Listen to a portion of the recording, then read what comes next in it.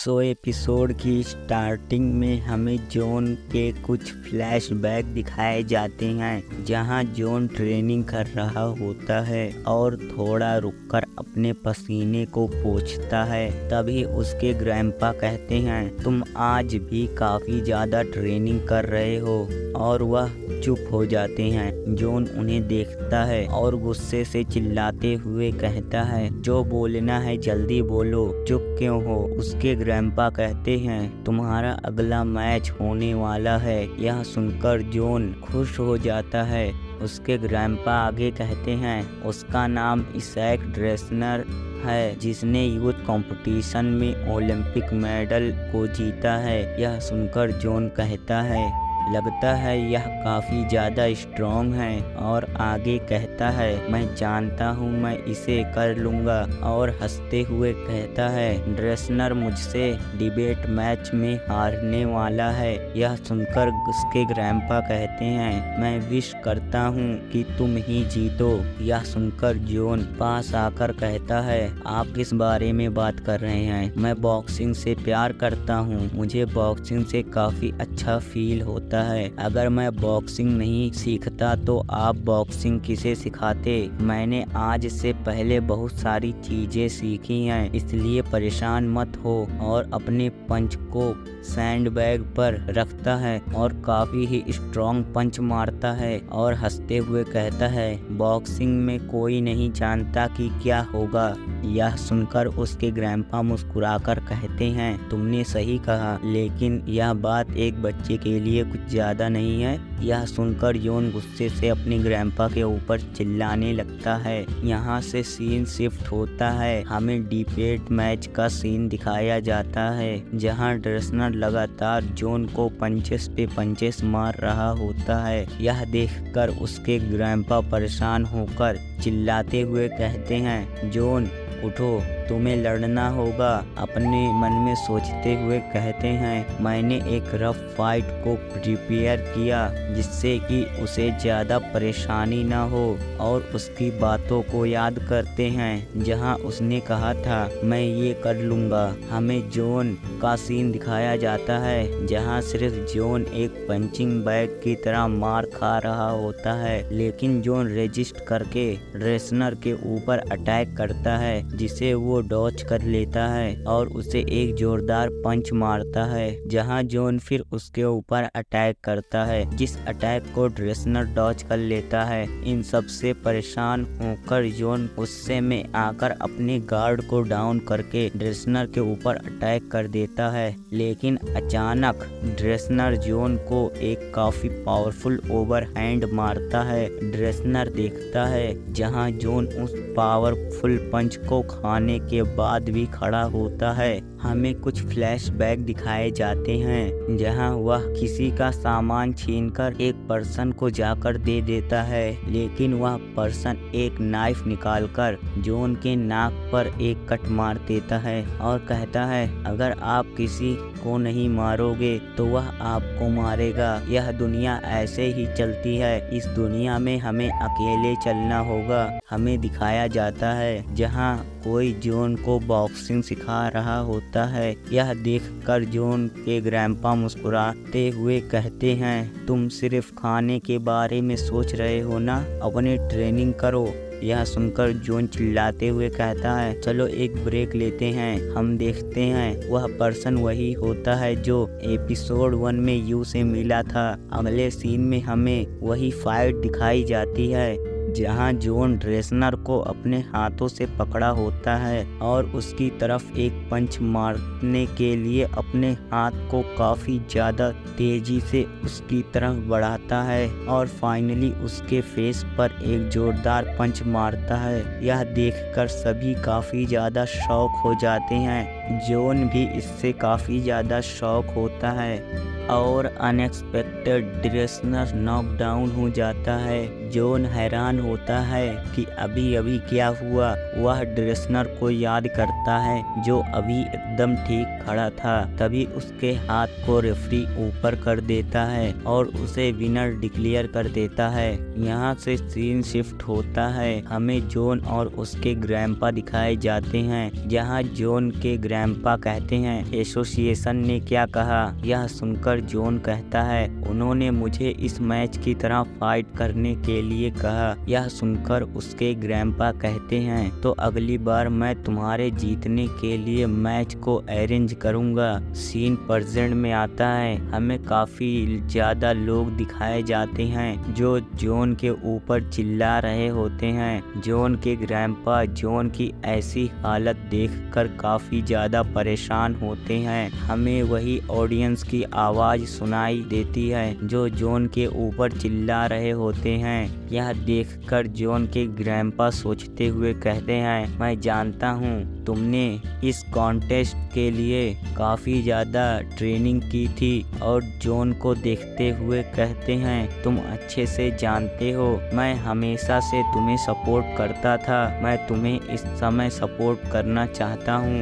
अगर तुमसे सभी नफरत करते हैं फिर भी मैं तुम्हें चीयर करूँगा। हम देखते हैं जॉन काफी बुरी तरह सिर्फ मार खा रहा होता है। यह देखकर जॉन के ग्रैंपा चिल्लाकर कहते हैं, तुम्हें सरवाइव करना होगा सबके लिए। मैं आखिरी तक तुम्हारे साइड खड़ा रहूंगा। यह सब सुनकर जॉन काफी गुस्से से यू के ऊपर अटैक करता है, जिसे यू इजीली डॉज कर लेता है और उसे एक पंच मारता है। तभी जॉन यू को अपने स्पेशल मूव हेडलॉक शॉप में फंसा लेता है। कोच के यू को देखते हैं जहां सभी सिर्फ आगे क्या होने वाला है इसे देखने के लिए क्यूरियस थे। और जॉन काफी तेजी से यू की तरफ अपने पंच से जोरदार अटैक करता है और वह पंच यू से कनेक्ट भी हो जाता है। यह देखकर सभी काफी ज्यादा शॉक होते हैं। हम जॉन को देखते हैं जिसे देखकर कोच के मुस्कुरा रहे होते हैं। हमें दिखाया जाता है वह पंच यू के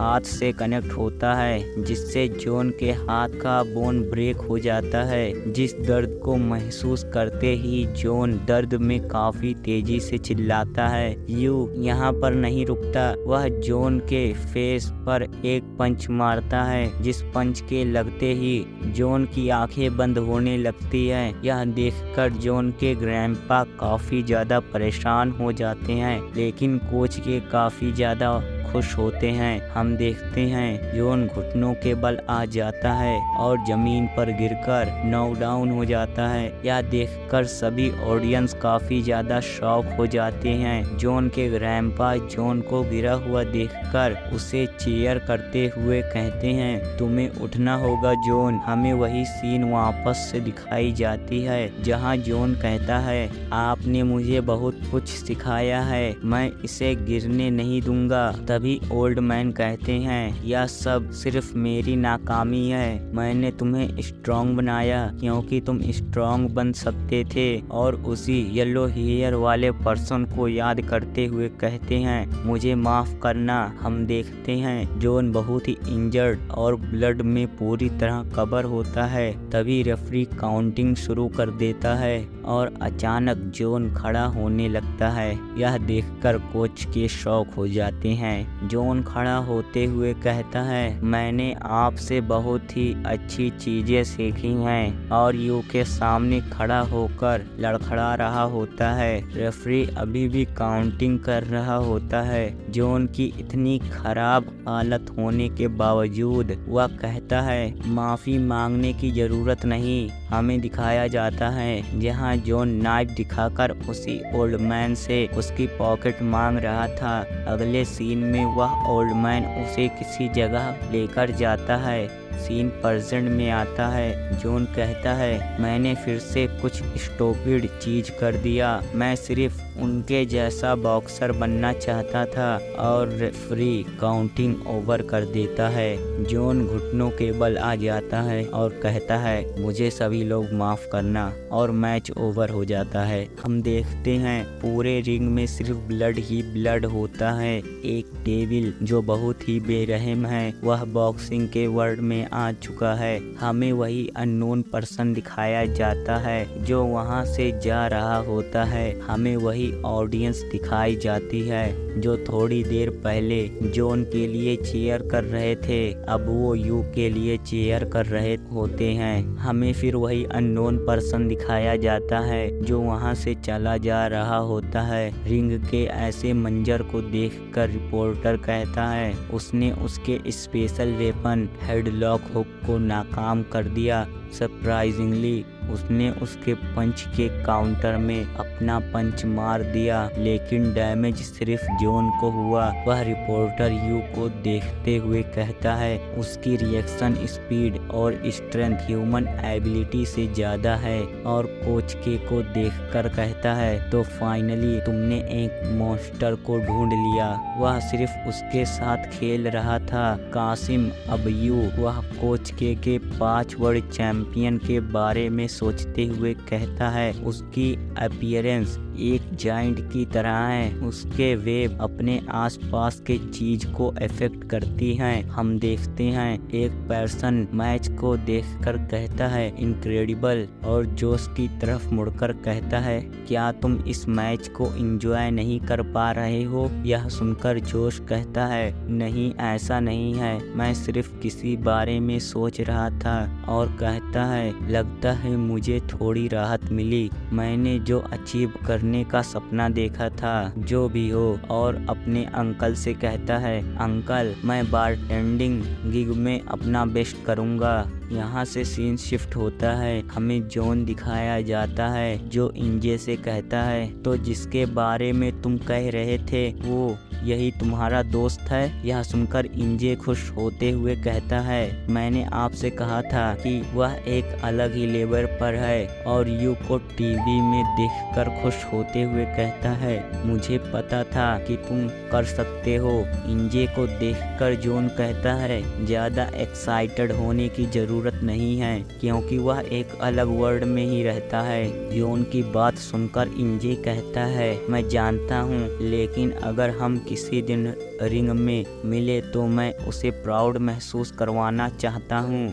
और काफ़ी ज़्यादा तेज़ी से स्किपिंग करने लगता है। जॉन हैरान होकर इंजे को देखता है जो पागल की तरह कहता है मैं कर सकता हूँ, मैं कर सकता हूँ, मैं कर सकता हूँ, मैं उससे एक दिन ज़रूर मिलूँगा। जिम के कोच भी यह देखकर हैरान होते हैं कि यह क्या हो रहा है। यहाँ से सीन शिफ्ट होता है। हमें यू दिखाया जाता है जिसके मैच को कोई टीवी पर देखते हुए कहता है वेरी नाइस। उस पर्सन के आसपास काफी सारे बॉडीगार्ड खड़े होते हैं जिनमें से एक से वही पर्सन कहता है आपको क्या लगता है क्या तुम उससे फाइट में जीत लोगे? तभी एक पर्सन चिल्लाते हुए आकर कहता है सुमी के बंदे यहाँ आ गए। यह सुनकर वह पर्सन कहता है ठीक है मैं आ रहा हूँ। हम उसी पर्सन को देखते हैं जो यू को देखकर जेलस हो जाता है और काफी ज्यादा गुस्सा होता है। हमें एक गैंग फाइट दिखाई जाती है जहाँ सिर्फ खून खराबा ही होता है। वही पर्सन व्हाइट हेयर वाले पर्सन की तरफ देखते हुए कहता है वह पैदा ही गैंगस्टर हुआ था।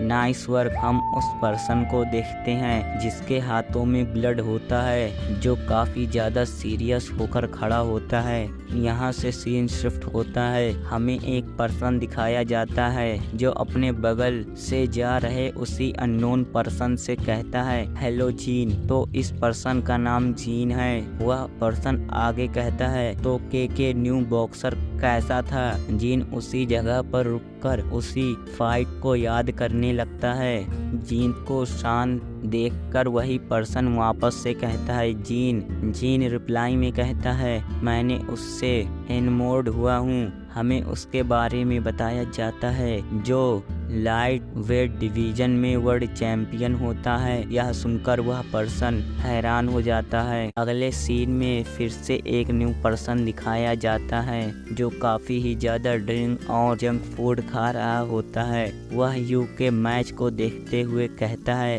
तो वह यह है जिसके बारे में चर्चा हो रही है। मुझे लगा था किसी के वर्दी है। हम उस पर्सन को देखते हैं जो काफी ज्यादा फैटी होता है और चिल्ला जाकर कहता है, मुझे पता है इस साल के लाइट वेट डिवीजन में मैं ही चैंपियन बनूंगा। इस पर्सन का सपना और शरीर दोनों ही बड़े हैं। यहाँ से सीन शिफ्ट होता है, हमें रिपोर्टर दिखाया जाता है जो यू के बारे में सोचते हुए कहता है के फाइनल प्लेयर का पहला इम्प्रेशन काफी ज्यादा अच्छा था, लेकिन एक और पर्सन है जिसने इस साल ही लाइट वेट डिबेट को स्टार्ट कर दिया है, कासिम हाजर्ड, जो दुनिया के बड़े ग्रुपों में से एक हाजर्ड ग्रुप का ग्रैंडसन है। शॉकिंग बात यह है कि उसे लोगों ने बॉक्सिंग में देखा और शॉकिंग बात यह थी कि उसकी पावर यू या कासिम मैं इंतजार नहीं कर सकता और एक अनडिफिटेड प्लेयर जिससे लाइट वेट थ्रोन कोई 10 साल से नहीं छीन पाया। मैं तो बहुत ही ज्यादा एक्साइटेड हूँ। सीन शिफ्ट होता है, हम देखते हैं कोई दरवाजे को पैर से मारकर खोलता है।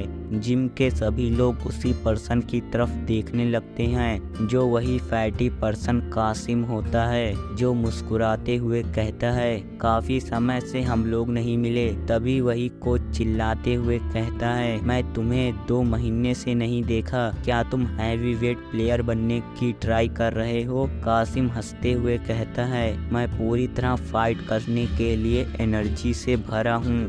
तभी एक ओल्ड पर्सन कहता है, जो भी फाइट करेगा उसे पर फाइट के $10,000 मिलेंगे। कासिम पैसे निकाल कर कहता है, तो चलो गेम शुरू करें। ऐसे ऑफर को देखकर एक पर्सन हंसते हुए कासिम के पास जाकर कहता है, तो तुम यहाँ बॉक्सिंग सीखने आए हो, क्या मुझे भी मौका मिलेगा? उस पर्सन की बात सुनकर कासिम कहता है, तुम्हें क्या लगता है मुझे तुम जैसे नॉनसेंस में इंटरेस्ट है? मैं चैंपियन बेल्ट को पाना चाहता हूँ और इस दुनिया में सबसे बेस्ट टाइटल। हम देखते हैं वह पर्सन अगले सीन में जमीन पर पड़ा होता है। हम उसी पर्सन को देखते हैं जो हंस रहा होता है। कोच उसी पर्सन को देखकर सोचते हुए कहते हैं, इस पर्सन में भले ही फैट है लेकिन इसके पास खुद की बॉक्सिंग स्टाइल है। हम देखते हैं उसने एक और पर्सन को नॉकडाउन कर दिया होता है और कहता है अगला। कोच उसी को देखते हुए कहते हैं, और सरप्राइजिंगली यह उसकी खुद की स्टाइल है, और उसी को देखते हुए कहते हैं, और यह काफी ज्यादा स्ट्रॉन्ग है, अभी तक इसे कोई भी छू नहीं पाया। हम देखते हैं वो दोनों फाइट करने के लिए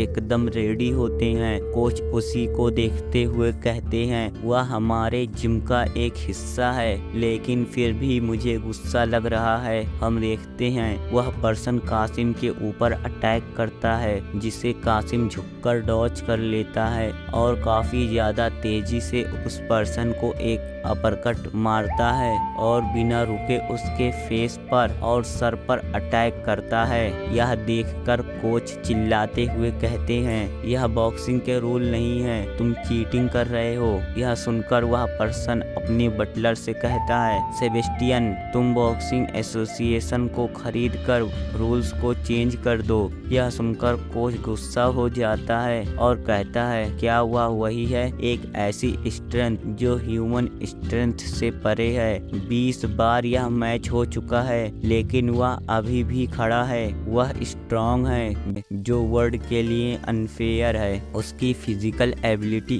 दूसरों के ऑर्डर को ब्रेक करने के लिए काफी है। हमें 3 महीने के बाद का सीन दिखाया जाता है जहां अब कासिम के बॉडी सॉडी आ गए होते हैं, जिसे देखकर कोच कहता है, क्या वह पागल है? सिर्फ 3 महीने में वह अपने ओरिजिनल फॉर्म में आ गया और उसके मसल फैट के खत्म होने की वजह से और ज्यादा स्ट्रॉन्ग हो गए। क्या यह मजाक है? और स्ट्रॉन्ग होना, उसका काम सिर्फ खाना, खेलना और सोना है, बिल्कुल एक बीस्ट किंग की तरह। मैं उसे खोने के बारे में सोच नहीं सकता। कासिम लिराइट एम्परर को हराने के लिए एक मोस्ट पावरफुल फोर्स है। यहीं पर हमारा एपिसोड ख़त्म होता है।